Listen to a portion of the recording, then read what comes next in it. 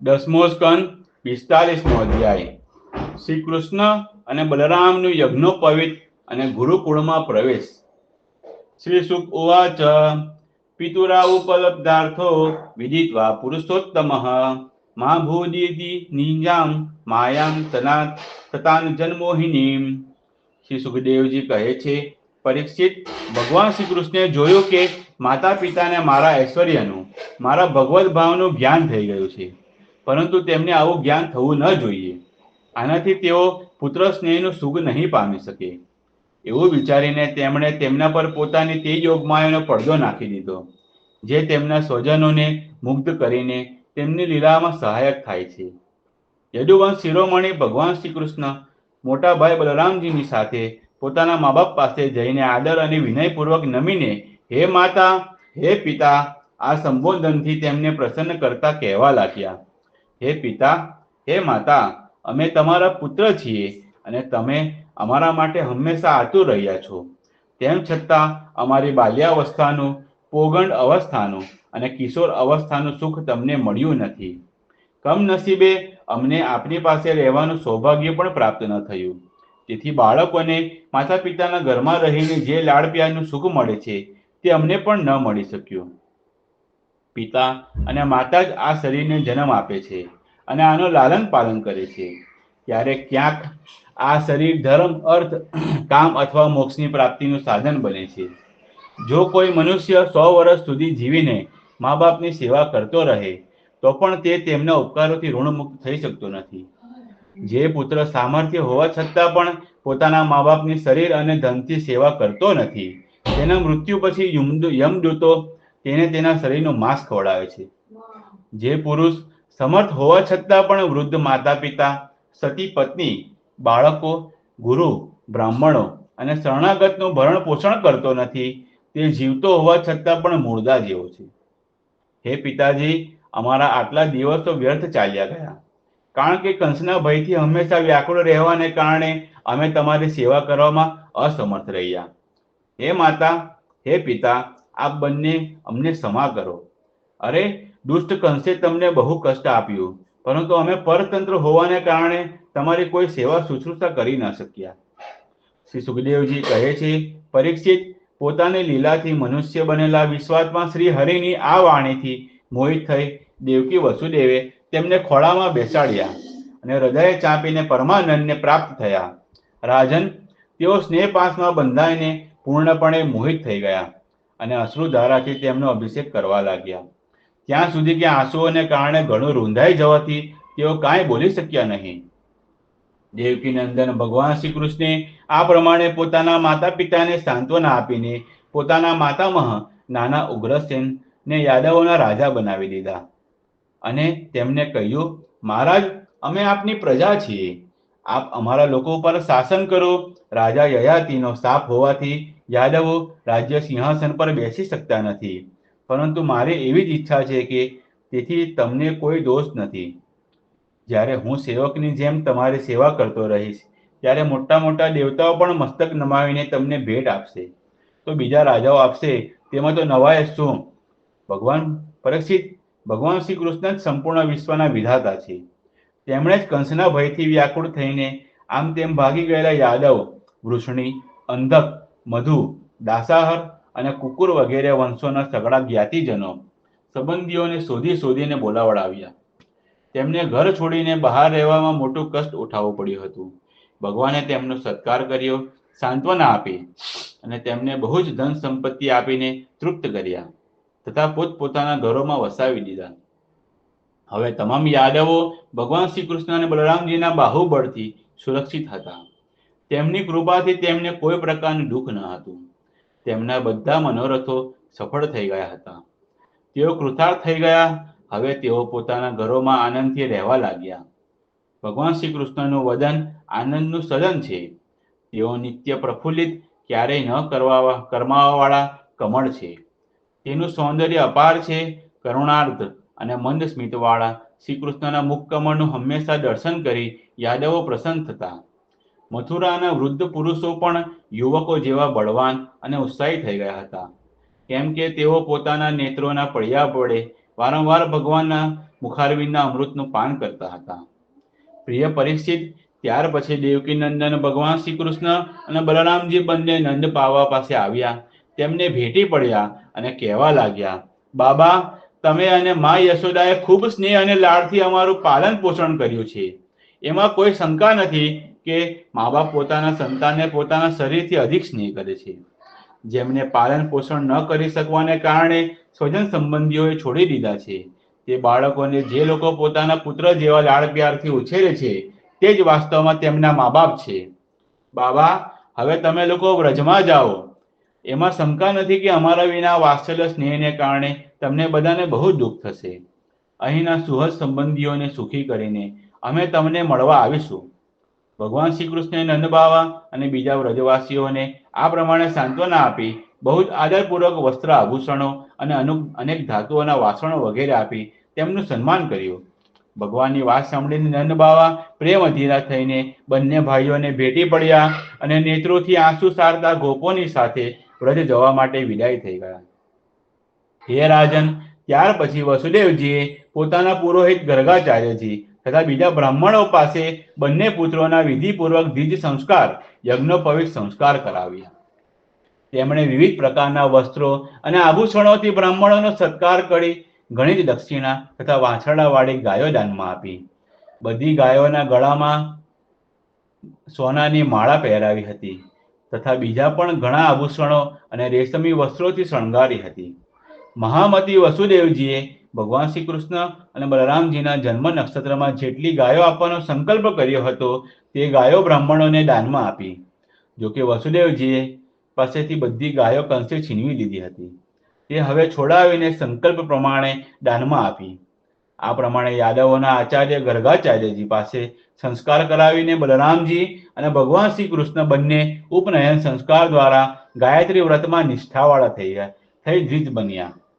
રાજન, શ્રી બલરામજી અને ભગવાન શ્રી કૃષ્ણ સર્વ વિદ્યાઓનું ઉત્પત્તિ સ્થાન, સર્વજ્ઞ તથા જગતના ઈશ્વર હોવા છતાં તેમણે પોતાના સ્વતઃ સિદ્ધ નિર્મળ જ્ઞાનને મનુષ્ય લીલાથી છુપાવી રાખ્યું હતું. હવે તે બંને ગુરુકુળમાં નિવાસ કરવાની ઈચ્છાથી ઉજ્જૈનીમાં કશ્યપ ગોત્રી સાંદીપની મુનિ પાસે ગયા. તે બંને ભાઈ વિધિપૂર્વક ગુરુજી પાસે રહેવા લાગ્યા. તે વખતે તેઓ જીતેન્દ્રિય બની ગુરુ સમીપે નિર્દોષપણે કેવી રીતે રહેવું તે પોતાની સાથે અભ્યાસ કરતા બીજા વિદ્યાર્થીઓને શીખવાડતા હતા. તેઓ ગુરુવરની શુદ્ધ ભાવે ઈષ્ટદેવ જેવી સેવા કરવા લાગ્યા. તેમની સેવાથી ગુરુજી તે બંને ભાઈઓ પર બહુ પ્રસન્ન થયા અને તેમણે તેમને 6 શાસ્ત્રો અને ઉપનિષદો સહિત સંપૂર્ણ વેદો ભણાવ્યા. એ સિવાય મંત્રો અને દેવતાઓના જ્ઞાન સાથે ધનુર્વેદ, મનુસ્મૃતિ વગેરે ધર્મશાસ્ત્રો, મીમાંસા વગેરે વેદોનું તાત્પર્ય બતાવનારા શાસ્ત્રો, તર્ક વિદ્યા, ન્યાયશાસ્ત્ર વગેરે પણ ભણાવ્યા. સાથે સાથે સંધિ, વિગ્રહ, યાન, આસન, ભેદ અને આશ્રય આ 6 ભેદોથી યુક્ત રાજનીતિનો પણ અભ્યાસ કરાવ્યો. પરીક્ષિત, ભગવાન શ્રી કૃષ્ણ અને બલરામ બધી વિદ્યાઓના પ્રવર્તક છે. અત્યારે માત્ર શ્રેષ્ઠ મનુષ્યો જેવો વ્યવહાર કરતા રહીને તેઓ અધ્યયન કરી રહ્યા હતા. તેમણે માત્ર ગુરુજીના એક જ વાર કહેવાથી બધી વિદ્યાઓ શીખી લીધી. માત્ર 64 દિવસમાં જ સંયમ શિરોમણી બંને ભાઈઓએ 64 કળાઓનું જ્ઞાન પ્રાપ્ત કરી લીધું. આ પ્રમાણે અધ્યયન સમાપ્ત થઈ જવાથી તેઓ સાંદી મુનિને પ્રાર્થના કરી કે આપની ઈચ્છા હોય તે ગુરુ દક્ષિણા માંગો. 64 કળાઓ: સંગીત કળા, વાદ્ય, જાત જાતના વાજા વગાડવા, નૃત્ય, નાટ્ય, ચિત્રકામ, ઉત્તમ આકૃતિઓ બનાવી, ચોખાના કે પુષ્પના સાથિયા વગેરે પૂજાના ઉપહારની રચના કરવી, પુષ્પોની સૈયા બનાવવી, દાંત, વસ્ત્ર અને શરીરના અંગોને રંગવા, લાદી ઉપર મણી જડવા, સૈયા રચના, જડા પર બંધ બાંધવો, જાત જાતની સિદ્ધિઓ દેખાડવી, હાર માળા વગેરે બનાવવા, ફૂલોના આભૂષણો બનાવવા, કાન અને અંબોડા માટે, કપડાં અને આભૂષણો બનાવવા, ફૂલના આભૂષણોનો શણગાર કરવો, પુષ્પો કે કમળપત્રના કાનમાં પહેરવાના આભૂષણો બનાવવા, સુગંધિત તેલ, અત્તર વગેરે બનાવવા, ઇન્દ્રજાલ, જાદુકલા, અનેક પ્રકારની વેશભૂષા જાણ કરવી, ફૂર્તિથી હસ્તકલા દેખાડવી, જાત જાતના ભોજન બનાવવા, જાત જાતની પીવાની વસ્તુઓ બનાવવી, સીવણ કલા, કઠપૂતળીઓ બનાવવી અને તેમને નચાવવી, ઉખાણા, પ્રહેલિકા, મૂર્તિઓ બનાવવી, કૂટનીતિ, ગ્રંથોના અધ્યાપનમાં દક્ષતા, નાટક, આખ્યાનોની રચના કરાવવી, સમસ્યાઓની પૂર્તિ કરવી, ખુરશી, ખાટલો ભરવાની તથા સોટી, બાણ બનાવવાની કલા, ગાલીચા, દરી, ચટાઈ વગેરે બનાવવા, સુથારી કામ, ગૃહ ઉદ્યોગ, સોના, ચાંદી, ધાતુ તથા હીરા પન્ના રત્નોની પરીક્ષા, સોના, ચાંદી, તાંબાની શુદ્ધ ધાતુ બનાવવાની કળા, મણીઓના રંગ ઓળખવા, ખાણોની ઓળખ, વૃક્ષોની માવજત, ઘેટા મરઘા લડાવવાની કળા, પોપટ મેનાની ભાષા બોલવી, મારણ વિદ્યા, કેસ વેણી ગૂંથણ, મુઠ્ઠીની વસ્તુ અને મનની વાત જાણી લેવી, મલેચ્છ કાવ્યોને સમજવા, વિભિન્ન દેશોની ભાષાનું જ્ઞાન, શુકન અપશુકન પારખવા, પ્રશ્નોના ઉત્તરમાં શુભ અશુભ જોવું અને કહેવું, અનેક પ્રકારના યંત્રો બનાવવા, રત્નોને અનેક પ્રકારના આકાર આપવા, સાંકેતિક ભાષા બનાવવી, મનોવિજ્ઞાન કળા, નવા નવા શબ્દોના અર્થ શોધવા તથા શબ્દો શોધવા, છલ વિદ્યાથી કામ બનાવી લેવું, સઘળા કોષોનું જ્ઞાન, સમસ્ત છંદોનું જ્ઞાન, વસ્ત્ર ગોપન કળા, ધૃત કીડા, દૂર રહેલા મનુષ્યનું અથવા વસ્તુનું આકર્ષણ કરવું, બાળકોની રમતો, મંત્ર વિદ્યા, વિજય પ્રાપ્ત કરાવનાર વિદ્યા, વેતાળ વગેરેને વશ કરવાની વિદ્યા. મહારાજ સાંદીપની મુનિએ તેમનો અદ્ભુત મહિમા અને અલૌકિક બુદ્ધિનો અનુભવ કરી લીધો હતો. તેથી તેમણે તેમના પત્નીને પૂછીને દક્ષિણા માંગી કે પ્રભાસ ક્ષેત્રમાં અમારો પુત્ર સમુદ્રમાં ડૂબીને મરી ગયો હતો, તેને તમે લાવી આપો. બલરામજી અને શ્રીકૃષ્ણ અનંત પરાક્રમી હતા, બંને મહારથી હતા.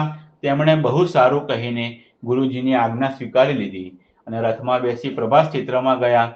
તેઓ ક્ષણભર સમુદ્ર કિનારે બેઠા. તે સમયે તેમને સાક્ષાત ઈશ્વર જાણીને સમુદ્ર અનેક પ્રકારની પૂજા સામગ્રી લઈને ત્યાં આવ્યો. ભગવાને સમુદ્રને કહ્યું, સમુદ્ર, તમે અહીં તમારા મોટા મોટા તરંગોથી અમારા જે ગુરુપુત્રને ખેંચી ગયો છો તેને તુરંત જ લાવી આપો. મનુષ્ય વેશધારી સમુદ્રે કહ્યું, દેવાદિદેવ શ્રી કૃષ્ણ, મેં તે બાળકને લીધો નથી.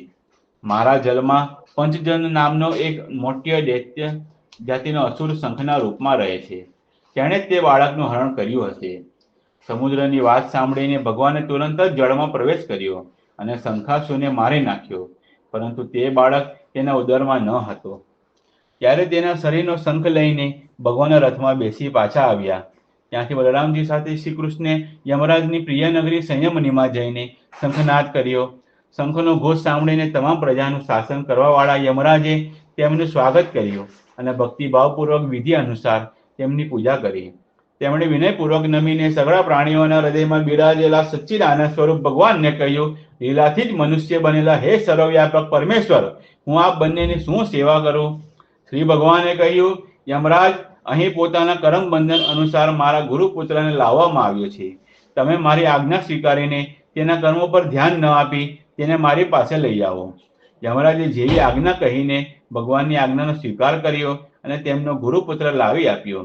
ત્યારે યદુશ્રેષ્ઠ ભગવાન શ્રી કૃષ્ણ અને બલરામજી તે બાળકને લઈને ઉજ્જૈનીમાં પાછા આવ્યા અને તેને ગુરુદેવને સોંપતા કહ્યું કે તમે બીજું જે કંઈ જોઈએ તે માંગી લો. ગુરુદેવે કહ્યું, બેટા, તમે મને બહુ ગુરુ દક્ષિણા આપી દીધી, હવે બીજું શું જોઈએ? જે તમારા જેવા પુરુષોત્તમોના ગુરુ છે તેને કયા મનોરથો અપૂર્ણ કહી શકે છે? વીર શિષ્યો, હવે તમે બંને તમારા ઘેર સીધાવો. તમારી પવિત્ર કીર્તિ થાઓ. તમારી ભણેલી વિદ્યા આ લોક અને પરલોકમાં સદા તાજી જ રહો, તેની વિસ્મૃતિ ન થાવ. પરીક્ષિત પછી ગુરુજીની આજ્ઞા લઈને વાયુ સમાન વેગવાળા અને મેઘ જેવી ગર્જના કરતા રથમાં બેસીને બંને ભાઈ મથુરા પધાર્યા. મથુરાના પ્રજાજનો ઘણા દિવસ સુધી શ્રી કૃષ્ણ અને બલરામજીને ન જોઈ બહુ દુઃખી થઈ રહ્યા હતા. હવે તેમને આવેલા જોઈને બધા જ પરમાનંદમાં મગ્ન થઈ ગયા, જાણે ખોવાયેલું ધન પાછું મળી ગયું હોય. इति श्रीमद्भागवते महापुराणे पारमहंस्यां संहितायां दशम स्कन्धे पूर्वार्धे गुरुपुत्रानयनं नाम पंचचत्वारिंशोऽध्यायः. दसमा स्कंदना पूर्वार्ध अंतर्गत गुरुपुत्रानयन नामनो 45मो अध्याय समाप्त. बोलो श्री कृष्ण कन्हैया लाल की जय. श्री बलराम जी की जय. गुरु